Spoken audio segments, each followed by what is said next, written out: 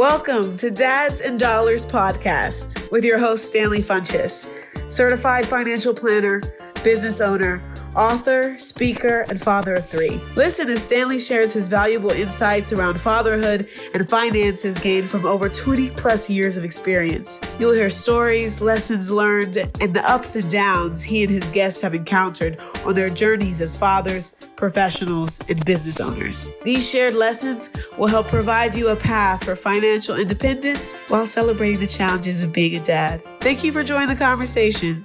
Here's your host, Stanley Funches. Good day. Welcome to Dads and Dollars, the podcast where fatherhood and finance are woven into many life topics. My name is Stanley Funches.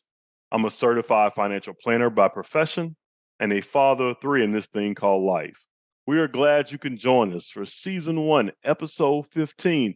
And in this episode, we're going to give you guys a few to-dos to finish out this year. So get your pen and paper ready and let's get started.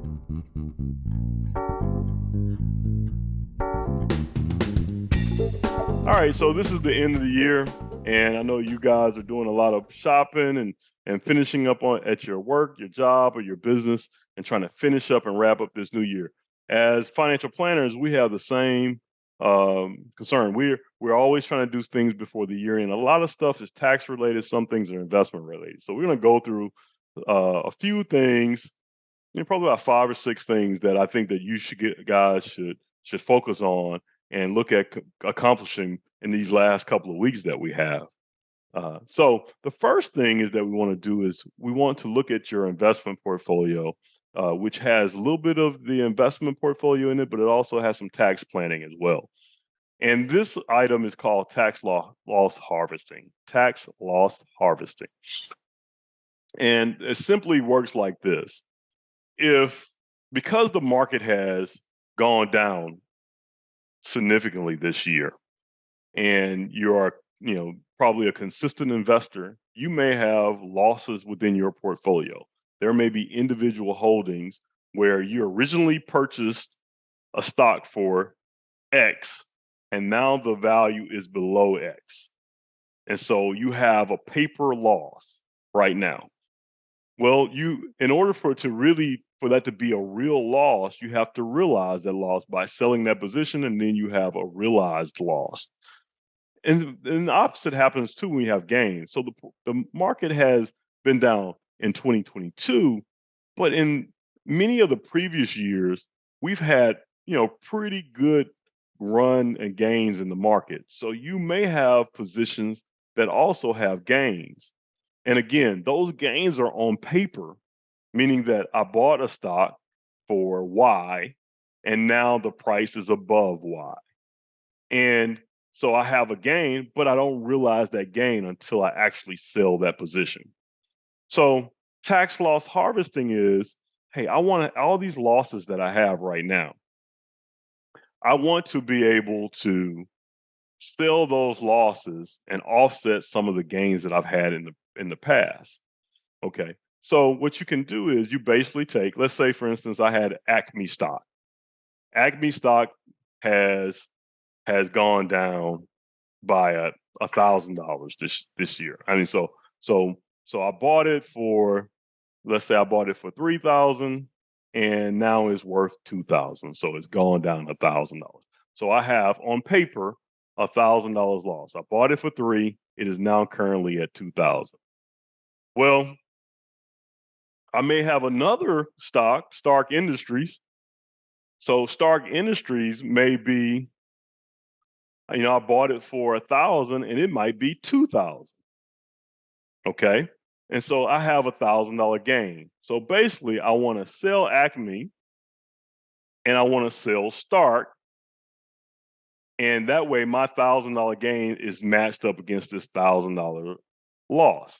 And so I basically have taken that loss, and whatever gain I had in Stark Industries now is not taxable event. So that I locked that in. Now, I don't have those positions anymore, right? I don't have Acme anymore, and I don't have Stark Industries. So sometimes you want to hold on to those positions. You don't want to sell either one. But what you could do is, what happens, the rule is that you have 30 days that you have to wait 30 calendar days. So I can't go back and repurchase Stark, and I can't go back and repurchase Acme until after 30 days. So if I decided to use this strategy and I wanted to get rid of, and I didn't want to get rid of Stark and Acme, but I wanted to have some of this tax loss harvesting, then what am I to do? Well, on the 31st day, you can go back and buy Stark. And if you wanted to buy Acme back again, you could go back and buy Acme again. The problem with that is, what if both have gone up substantially in price, and now you have to buy them back at a higher price, and you miss that continual run up in Stark or that recovery in Acme? And so that's just something that, again, you have to sit down and talk to your investment advisor, or you have to really examine your portfolio and see if these are holdings that you want to really get rid of, because you don't know what's going to happen in that 30-day time frame. So I would tell you, look at your portfolio and see, are there holdings that you no longer value, and they may have these losses and they may have these gains, and you try to match them up. Now, some people may say, well, gosh, what if I have nothing but losses? I don't have any gains. Well, if you sell all your losses, let's say I had Acme again, and I bought Acme for 5,000. Well, let's say I bought Acme for 10,000, and now Acme is $5,000 in price. So that means I have a $5,000 loss in Acme, and I decide to sell it, and I don't have any gains to match. Well, the first 3,000 you could write off on your taxes, and then the other 2,000 carry over to future years.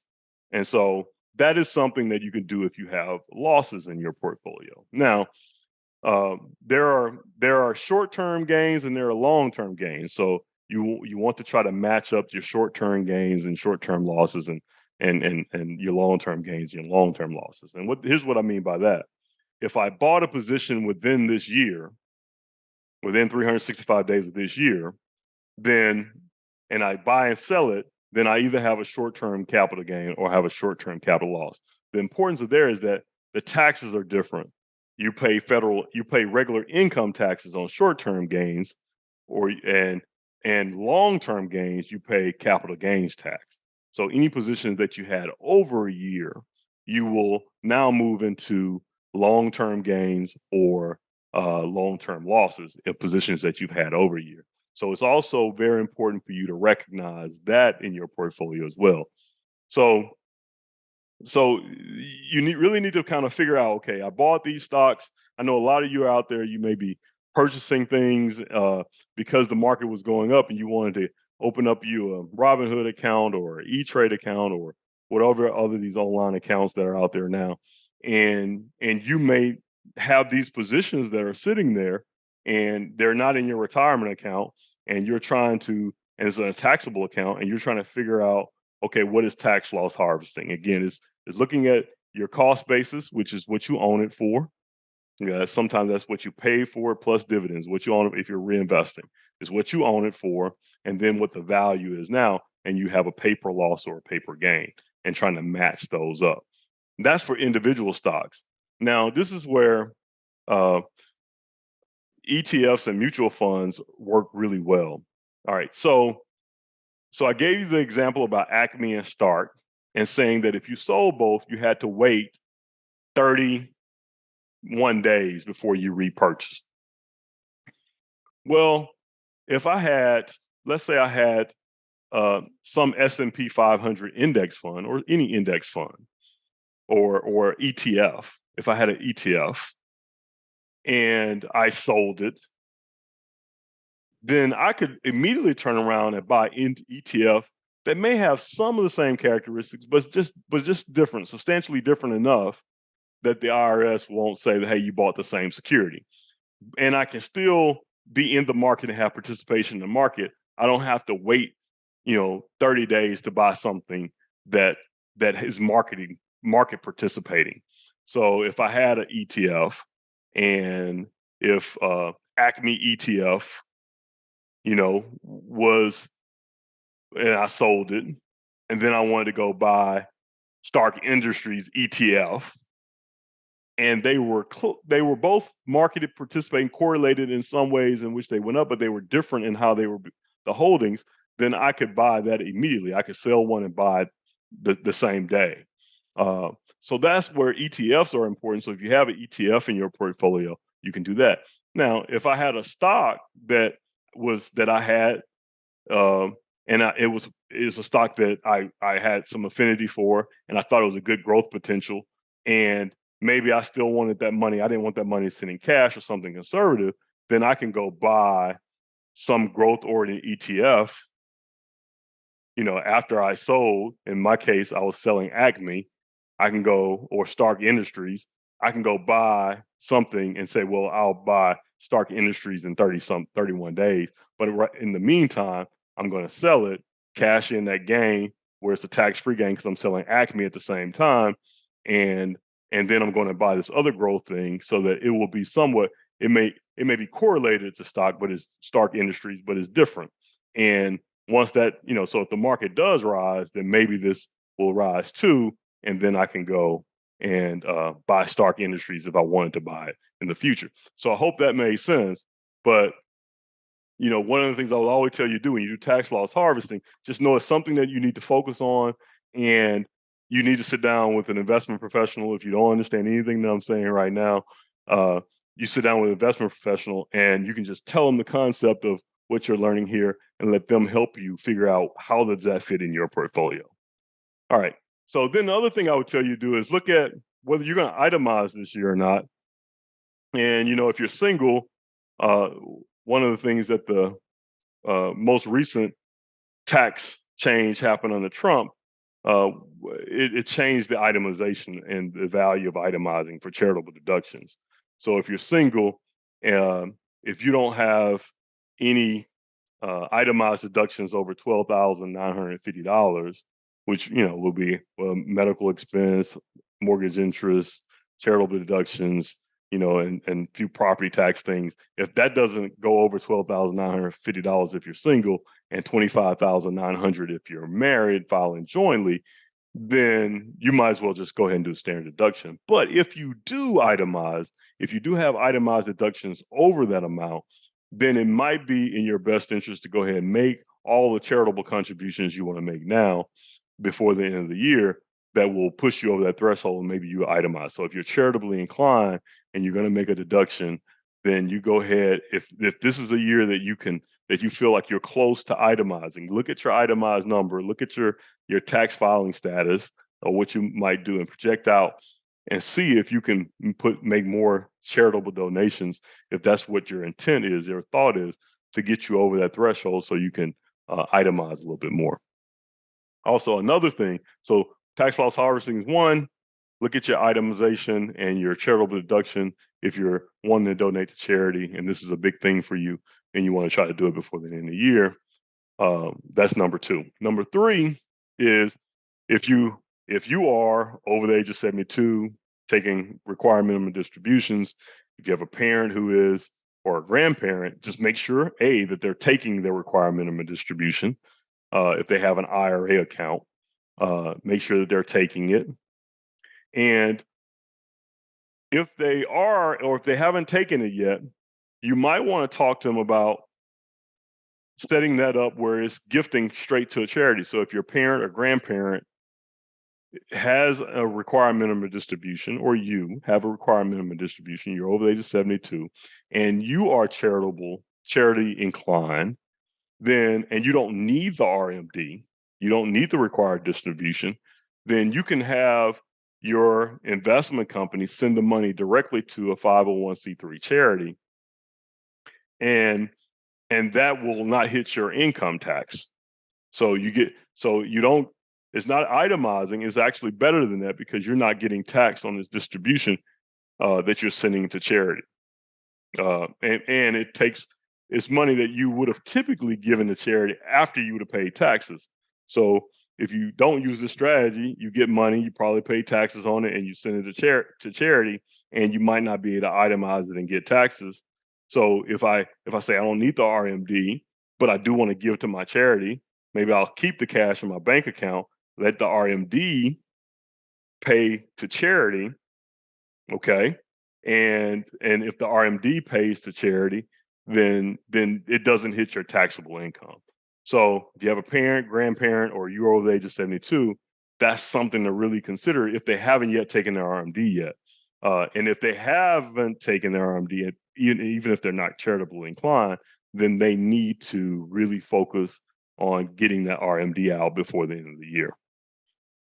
Okay, so that's number 3. Number 4 is if you have IRAs and let's say this is a not a great big income year for you. For some reason, you had an income disruption, or you retired and your income is lower, or or whatever the reason, or you're young, you're starting out, but you have an IRA from a or for previous 401k from another entity. You might want to consider converting that into Roth. If your prospects that your income is going to rise in 2023 and in subsequent years it's going to go up, you're forecasting and believing that, then this might be the year that you take an IRA that you might have that you may have put money in on a before tax basis, or 401k that you may have put money in a before tax basis. And if it's $5,000, $10,000 IRA, you can convert it to a Roth, pay your taxes on it now, and then it stays in Roth status, and it potentially could be tax free for you for however long. So look at where you are income wise. You know, if you look at your pay statements or your financials if you're a business owner, and you look at those things and you say, "Gosh, I am this is a lower income year for me." Now, what strategies can I use? A Roth conversion may work for you in a lower income year, and you just pay taxes at a lower tax bracket in theory if it's a lower income year for you, and then you don't, based on current tax law, you don't have to pay that again in the future. So and that would be the Roth conversion. Now, with all these tax ones, so 1 through 4 were all tax related. Make sure you are sitting down with your tax professional to make sure that all this advice I'm giving you actually pertains to you and that you can execute it correctly. All right. So tax loss harvesting, checking your itemization, seeing if you want to donate to charity, and if you're over the standard deduction, you're itemizing. You have parent or grandparent, they need to take their RMDs. And if they haven't taken them already, thinking about if they're charitable inclined, to give it to a 501c3 and make sure they have the investment company give it to them directly. That should help them on taxes, and a Roth conversion strategy. Again, check with your tax professional to make sure that this information actually applies to you and done correctly. Number 5 is, hey, this is 2022. We need to prepare for a slower economy. The Fed is raising interest rates to slow inflation. Interest rates, probably may still continue to go up, because even though inflation has started to, the rate of growth has started to go down, it's still going at a higher annualized rate than what is typically done in the past. Inflation is moving at a higher rate than it's done in the past. So the Fed is still having to raise rates to get this under control. Their mission is to slow the economy down. In order to, that means to quelch demand, which may put people at risk of losing their jobs, more than likely will, causing the economy to slow down tremendously. We've already seen some areas of that, some proof of that in the housing market. Houses are selling slower. People aren't buying them. Their inventory is going up. More houses are sitting longer than they did last year this time because of the rates rising. And housing is a big part of the economic engine. And so it's slowing down, meaning that we will experience an even slower economy in 2023, based on the fact that the Fed is intent on slowing the economy to try to slow down inflation. So what do you need to do? You need to prepare for this. Build your cash. You need to build it for emergencies, any potential job disruption, but also for opportunities. If the market drops more because the economy is slowing at a faster rate, and we're going into a recession, then there might be opportunities in the market for long term or in the real estate market. So you want to build cash for emergencies. And even if you're like, oh, I'm going to be okay, well, maybe you also need to build it for opportunities too. Okay. So build cash, reduce your debt. Interest rates are going up, so that means debt cost is going up. So really focus on reducing your debt and get yourself a plan to get that together. Prepare for this 2023, and try to spend a little less for Christmas and holidays. Look, I'm not going to try to be the Grinch, but one of the things is, again, we're experiencing a lot of inflation because there's a lot of spending. I mean, there's a lot of demand. We are all buying high ticket items. We're all traveling. We're all doing things because there was so much money in the system that the government put in the system that we worked for, that felt during the pandemic that we still could work and work from home and work from different areas of the country and the world. So people have been spending more. So try to spend a little bit less. Do your part to help slow the economy down and slow inflation down. But it also helps you to be able to save more as well. All right, so that's number 5. Prepare for a slower economy and recession. So another thing is to rebalance your portfolio. All right, so if I have some things that I made money in the past, this has nothing to do with tax loss harvesting, but when we rebalance, if I have an asset class that has done really well, okay, some areas have done fairly decent in the economy, and I have some asset classes like bonds or some large cap stocks that have not done well, then I want to sell a little bit of those things that have done well. I want to buy some of the things that have not done so well. That's rebalancing. That's buying at things that are lower prices and selling things that are at higher prices, right? And so just kind of you shaving little pieces off to put your portfolio back into a balance that best fits your risk tolerance. Okay, so understanding what your risk tolerance is for 2023 is very important. So you need to start doing that now before the end of the year. Know what your risk tolerance, know how your current portfolio is set up, and make sure that it is rebalanced accordingly for 2023. Spend what's ever in your flexible spending account. I'm sure that many of you have that. Know that if you don't spend it, you lose it. All right, so make sure you spend all of what's in your flexible spending account. And one of the things that I typically encourage my clients to do at the end of every year is to review your beneficiaries, review your estate plan, make sure everything's good. That way you can enjoy the holidays and enjoy your families, and you don't have to worry about, okay, hey, if something happened through the course of 2023, what will happen to my assets? What will happen to my family if something happened to me? You can go ahead and review it once a year, be done with it, and enjoy your holiday season. Okay, so again, go through those again. Tax loss harvesting, look at your itemized, see if you need to donate to charity. Require minimum distributions for you, your parent, grandparent.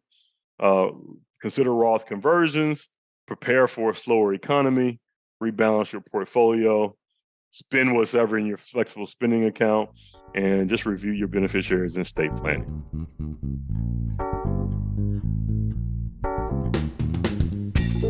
So I want to take time. This is our last episode for the year for 2022. Take time to thank everybody for joining us this first half of our season. Season 1 of Dads and Dollars has been a blast. Learned a lot. Got a lot of great feedback.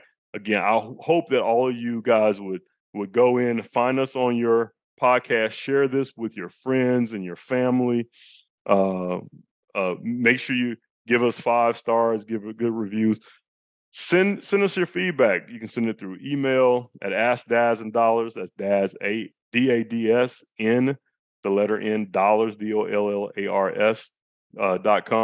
Send us an email. Let us know what we can do to improve the podcast, what information you want to know in the new year. We're going to try different formats, try to engage more with us as community. You can engage with us on social media. All our social media handles are in the show notes.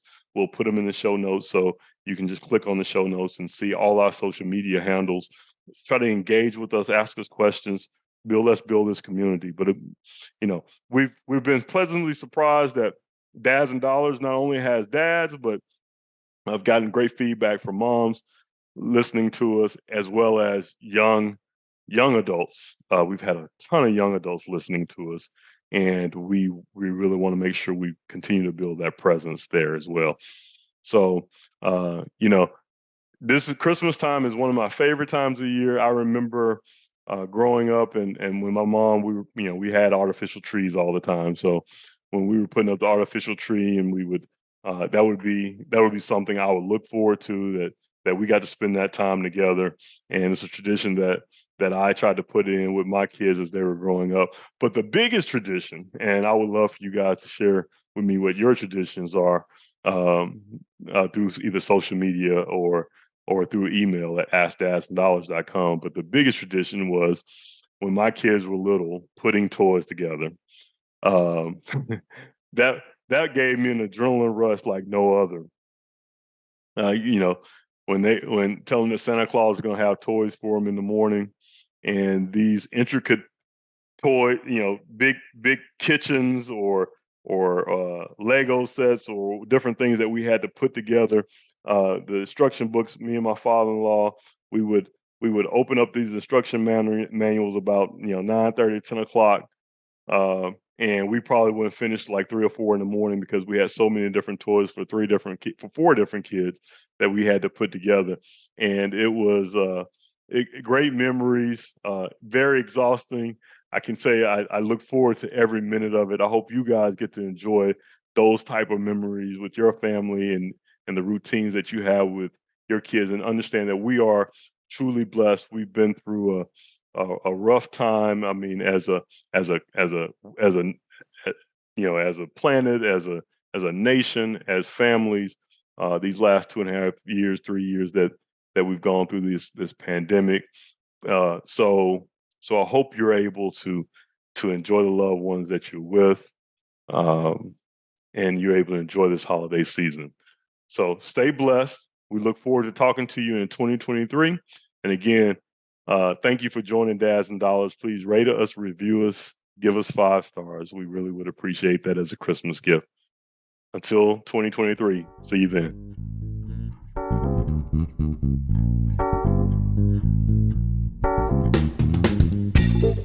Thank you for joining us for this episode of Dads and Dollars.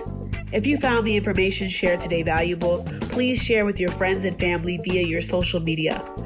If you have a request for a future financial topic for Dads and Dollars, please email us at ask@dadsanddollars.com. For further information on your financial journey, you may purchase The Quest for Financial Independence, 10 areas of your financial planning you should not ignore, by visiting our website, dadsanddollars.com. The opinions voiced in this podcast are for general information only and are not intended to provide specific advice or recommendations for any individual. To determine which strategies or investments may be suitable for you, consult the appropriate qualified professional prior to making a decision. Individual tax and legal matters should be discussed with your tax or legal professional. Economic forecasts set forth may not develop as predicted, and there can be no guarantee that strategies promoted will be successful. All performance reference is historical and is no guarantee of future results. All indices are unmanaged and may not be invested into directly. Traditional IRA account owners have considerations to make before performing a Roth IRA conversion. These primarily include income tax consequences on the converted amount in the year of conversion, withdrawal limitations from a Roth IRA, and income limitations for future contributions to a Roth IRA. In addition, if you are required to make a required minimum distribution, RMD, in the year you convert, you must do so before converting to a Roth IRA. Asset allocation does not ensure a profit or protect against a loss. There is no assurance that the techniques and strategies discussed are suitable for all investors or will yield positive outcomes. The purchase of certain securities may be required to affect some of these strategies. Investing involves risk, including possible loss of principal. Guests and their companies are not affiliated with or endorsed by LPL Financial or Intellis Advisory Group. Securities offered through LPL Financial, member FINRA, SIPC. Advisory services offered through Intellis Advisory Group, a registered investment advisor. Intellis Advisory Group and Intellis Wealth Management are separate entities from LPL Financial.